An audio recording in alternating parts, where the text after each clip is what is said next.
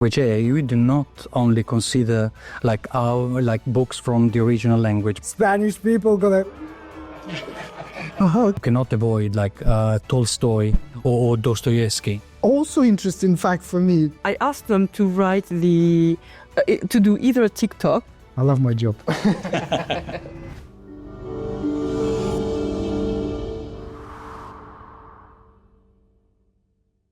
Hello, dear viewers. In this video, we will talk about effective language learning as an important part of the International Baccalaureate program. Our colleague Adi from Mariadi will be speaking with experienced teachers from the prestigious EF Academy in Oxford, who will share their theoretical and practical knowledge. Language acquisition is an integral part of studying at any IB International Baccalaureate school, as it opens the door to global opportunities for students. Get ready to dive into the world of linguistics with Mariadi. Oh, let's go!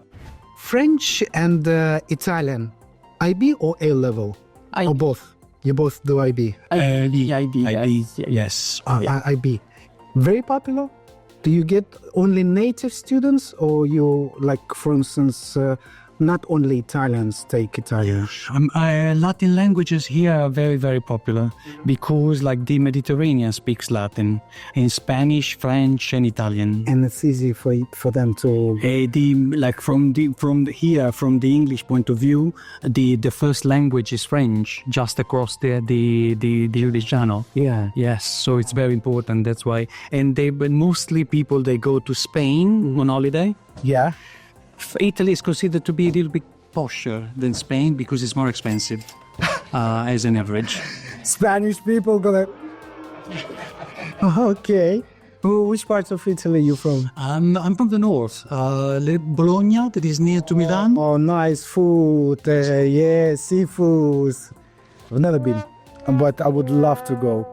It's nice. Italy is very, very different from, for example, Russia is such a big country that the differences are huge. Yeah. Kind of the same thing happens in Italy, because one thing is if you live up the Alps in a small village, and one thing is if you live on an island in the middle of the Mediterranean. Okay. It can be a very different Italy. I can imagine. Do you have different dialects as well? Yes, there are a myriads of dialects. Every 20 kilometers they change the dialects, and people don't understand each other. They need to use the standard language. So which dialect do you teach your students? Porsche one, yeah? news one, yeah? Of course. Well, Italian, it comes from a smaller city called Florence, Firenze, yeah. And that is the official Italian language. Oh, I didn't know that. Okay, interesting fact. So Italian official language comes from Florence. From Florence. And they're very, very proud people. They think that their food, their culture, their everything is so good. Yeah. It's good to be proud. It's always interesting to learn fascinating facts about other countries. By the way, our company's head office is located in the United Kingdom, but we work with schools and universities across the globe, including in France and Italy. Wow! For nearly 20 years, we've been guiding our clients through the process of choosing not just the right school or university, but the ideal country for their education. We'd love to assist you too. At your lessons, do you bring a bit of culture? Oh yes, we have to. In IB it's very much encouraged. So it's always language and literature in a way. So we do absolutely teach, any facts, any customs, especially any cultural customs or festivals. What about literature? You said literature. What? Because I'm the head of language and literature. And even in the language we do at IB, if the students choose a higher level, they have to do literature. They have to do 2 books. So we bring these books in.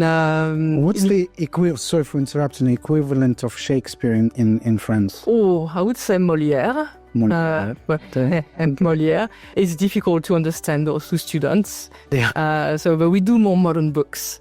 Especially when they're learners of French or Spanish. not only, but like the IB is like an international baccalaureate, where international is very important.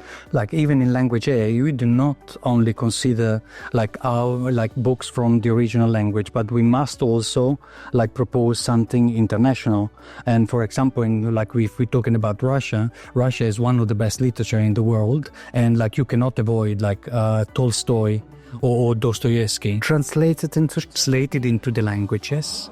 Like for example, Anna Karenina, like we do love Tolstoy. That is like for the young students, they love it. Also interesting fact for me, learn every day something new. I love my job.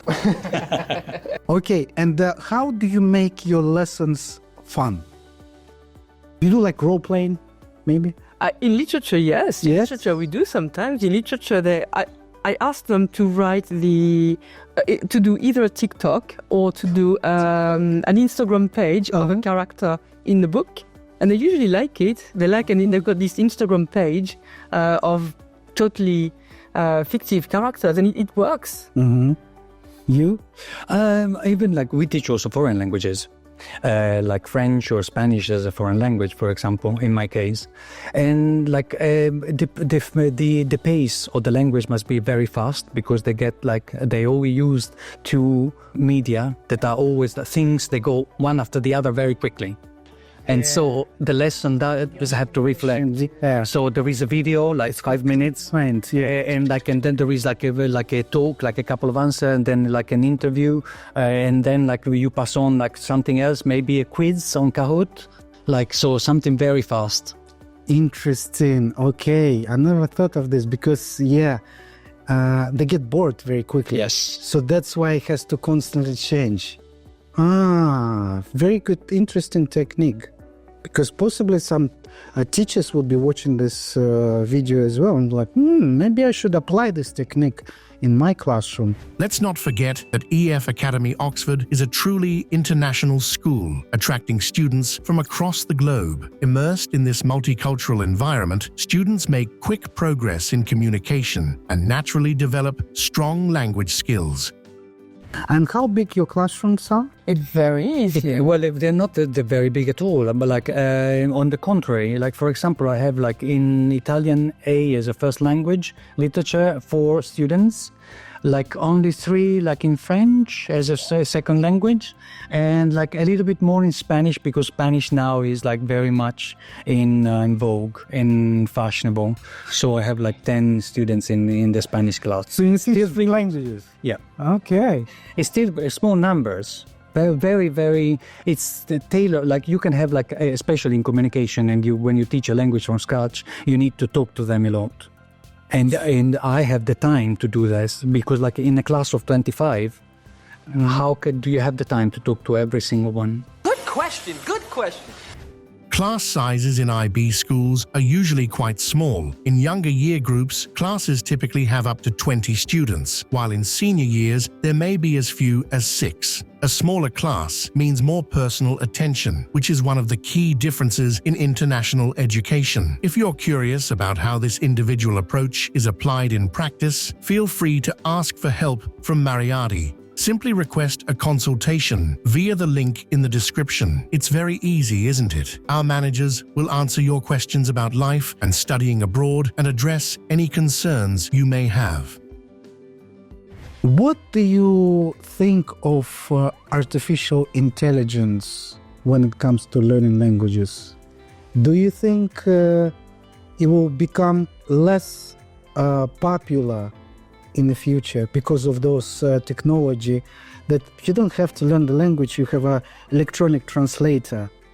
It's not the same though. They're losing something of a culture. Exactly. They're losing something of the interaction with somebody. I think they're useful to learn maybe. If you ask an AI, can you conjugate the verb, I don't know, aimer in French, it will do it. And maybe you can learn from it if you forgot it in some ways. But to say something, to have the communication skills, to have the confidence, I don't think it works. Imagine even in the business world, if someone comes there, like 2 partners, for instance, one with a translator, another one will speak your language. Who is going to be your favorite one? No? Yeah, people appreciate when we make efforts. Yeah. I mean, like you appreciated when we spoke Russian and you said merci, and linguistic works, it's a personal thing. Energy is there. We're still in like in a pioneering kind of era. So, for example, now what is the mean is like the one that you mentioned. Like there are like Google Translator or like Deeple. There's another one. There are like professional translator online, and they do use the artificial intelligence. So, if you're learning a language and you want to translate something that you have tried to simplify, and you see what is a translation, and you understand what they say, and it would give you like how to say, when you learn a language, it would help you like in your learning. But it cannot substitute in any possible way. Let me tell you, like, for example, from an Italian point of view, the force of the marketing is to tell like a real story and to communicate and to talk to people. If you're missing this, it's very difficult like then to sell your products. So you need to speak the language. So human factor is there. I think we all have to understand that AI is here now. It's not going to go away. We need to respect it, learn how to use it, but it will never, or at least not very soon, will replace this human touch. But you can tell as a teacher, sometimes a student sends you an AI-generated email as an excuse, and You can tell. You can tell. I don't like it. I would much rather the student send a genuine email to tell you why they weren't in class than a AI-generated email, really. Yes, please write me an email, excuse email, in a very polite... And they do it. It does it, yeah. It does it, but it's so impersonal. Fake. Really. So fake, yes. Fake, Yeah. Okay. Yeah. Do you like being yourself in such a multinational environment? Oh, yes. It's amazing. It's like it's such a nice feeling. Yeah. It's like it's a completely different kind of like experience. You feel like to be privileged. Yeah. Okay. It's the best school I've ever worked for. I mean, without a doubt, really. Because of the students and the teachers too are quite international. It's a really great setting. Yeah. I ask this question because I feel this energy from your wife. You like being here. Oh, yes. You do. Yeah. Like sincere. Yeah. Yeah. And what else you like about the school? What about Oxford? I love Oxford. Yes. The students like it a bit less because it's too small for them. They like partying at that age, but we are so close to London that really it's not so much of a problem. Students, parents will go, yeah, it's better. Yeah. It's a safer environment. Yes. Very academic environment. Yes. When I come to Oxford, I want to become a student again. Yeah. Yeah. It doesn't matter how old you are. Oxford has that vibe, that magic feel. Oh yeah. Well, we take them on a literature tour of Oxford, and it's with storytelling, and it's really fascinating. We go around Oxford, and the students look at the colleges like as if they were in a story, and it was really, really well done. That tour is something we do here, and that's always popular. It's a small city, but it's very international, so we have a little bit of everything. I take them to the opera. For example, they have like an opera season, or like the theater. There are a lot of like of things on offer, and even like the students, they know people from all over the world and they know so you go to the city center on a Friday night or Saturday, or like there are a lot of like private schools here around. It's not the only one. Yeah, and so they meet other people coming from all over the world. Yeah, it's like networking. Yeah. EF Academy Oxford really makes an impression on its students, and we found out why. In an engaging conversation, we discussed everything from the food in the dining hall and life in the boarding house to school subjects and language acquisition. The link to the full interview with students of this international baccalaureate school is already available in the description. Be sure to check it out after watching this video. All right, well, thank you very much for talking to me, and you will see our students very keen to learn French, Spanish, and Italian. Are you Italian, you said? Yeah, we have like already a few this year, and like the previous years maybe more. They have like after COVID there has been like a little bit of a difficulty, and they love like to meet. And you're probably very happy to have pizza oven here on the campus, being Italian. Yeah. All right, nice to meet you. Nice to meet you. Bye. Thank you so much. Yeah.